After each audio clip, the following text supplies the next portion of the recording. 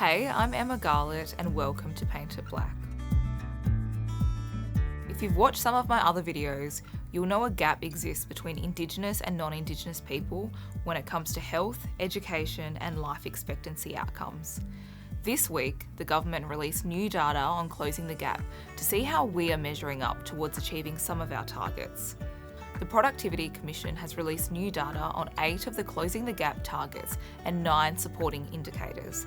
Overall, 5 out of 19 targets are now on track, an improvement from 4 out of 19. The proportion of First Nations babies born at a healthy weight has improved and is on track to meet the target of 91% by 2031. The target of a 15% increase in land and sea country covered by Aboriginal and Torres Strait Islander people's legal rights is also on track. While there has been an improvement in these areas, there has been no improvement on closing the gap on life expectancy. And last month, the Prime Minister delivered the Commonwealth Closing the Gap 2023 Annual Report and 2024 Implementation Plan.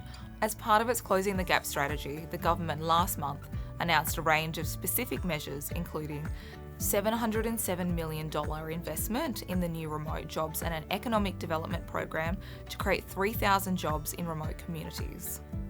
Establishing a National Commissioner for Aboriginal and Torres Strait Islander children and young people to address the number of children in out-of-home care and in youth detention. Continue the funding for the Justice Policy Partnership to address the high rates of incarceration of First Nations adults and young people.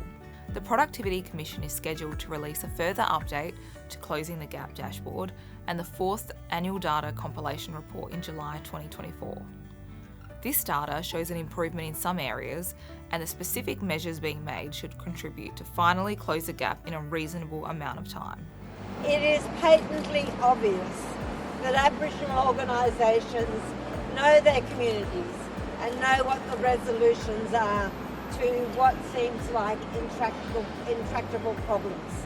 So the importance of those priority reforms, the importance of closing the gap cannot be underestimated.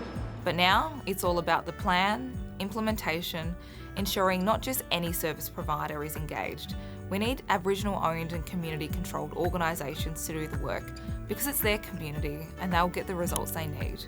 Thanks for watching Paint It Blak with me, Emma Garlett. Don't forget to subscribe so you never miss an episode.